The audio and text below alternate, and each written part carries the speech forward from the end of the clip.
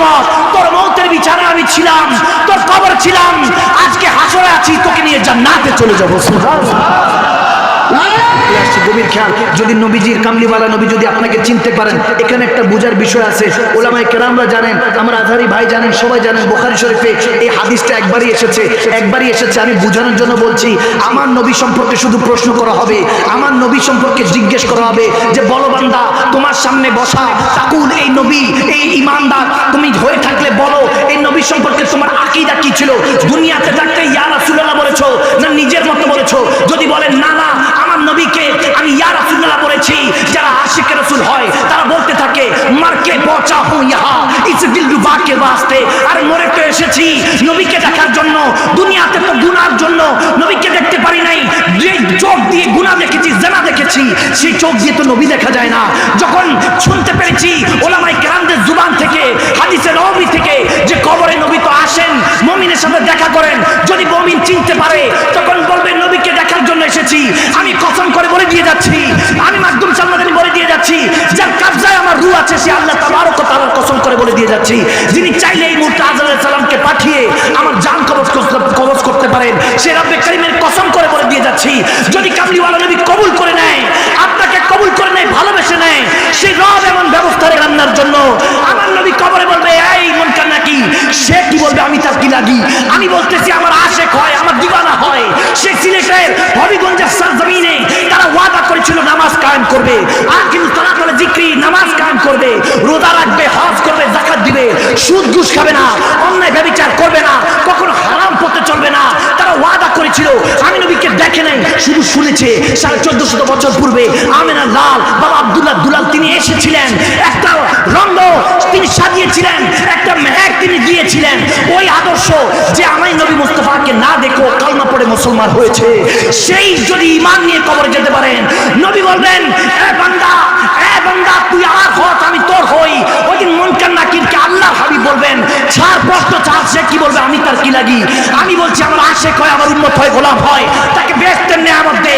যখন কবরের interview pass করে আপনি হাসর উঠবেন, রব্বে করিম যখন আপনাকে সমস্ত কিছু জিজ্ঞেস করবে, আমি বলছি ভালো মতো খেয়াল করেন, ওদিন নাফসি নাফসির আলামে নিজ নিজ টেনশনে একটা আওয়াজ উঠবে, রব্বি হাবল উম্মতি, রব্বি হাবল উম্মতি।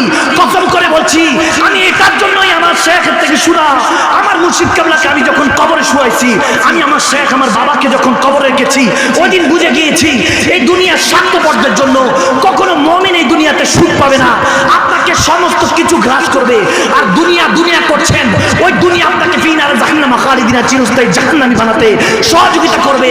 অত যদি আপনি নবীর গোলাম হয়ে যান, আল্লাহর খাস বান্দা হয়ে যান, আপনি যদি আল্লাহ হয়ে যান, ওদিন এমন অবস্থা হবে নাফসি নাফসির আলমে ডুবে থাকবেন, আদম সাফিউল্লাহ থেকে ঈসা রুহুল্লাহ পর্যন্ত কেউ যখন আপনার সম্মুখীন হতে পারবে না, আমার নবী বলবেন টেনশন করিস না উম্মত, তোর মৌতের বিছানা আমি ছিলাম, তোর কবর ছিলাম, আজকে হাসরে আছি, তোকে নিয়ে জান্নাতে চলে যাবো।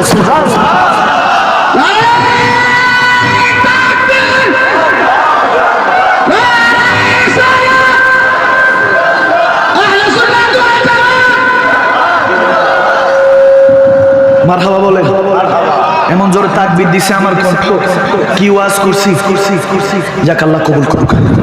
এটা হলো মহাব্বত, আল্লাহ কবুল করুক, আমিন বলেন ইনশাআল্লাহ। আমরা যেটা আমি সেটা বলছিলাম শুরুর দিকে, লাস্ট মেসেজটা, এসব 14 ফেব্রুয়ারি ভ্যালেন্টাইন ডে পালন করবেন না।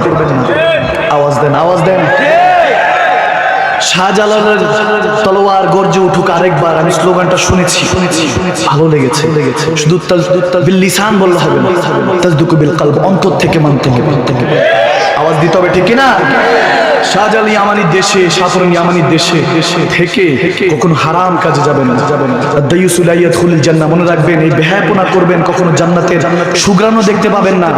এজন্য এইসব ভ্যালেন্টাইন ডে 14 ফেব্রুয়ারির দিন দরকার পড়লে ঘরের মধ্যে ইবাদত করবেন, ইস্তেগফার করবেন, ভাই থাকলে বোন থাকলে বুঝাবেন, তাদেরকে বুঝাবেন। এখন যদি না বুঝান তাহলে আর কোনো উপায় থাকবে না।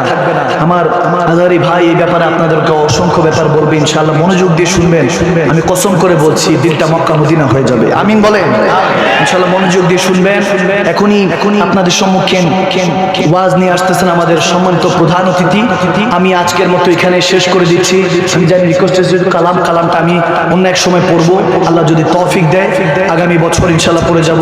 নয়তোবা যদি কখনো কোনো জায়গায় যদি দেখা হয়, আগামীকালকে মনে হয় মৌলভীবাজারে প্রোগ্রাম আছে, ওখানে যদি সুযোগ হয় ওখানে শুনে দিব ইনশাআল্লাহ। আজকে আমাদের এই 57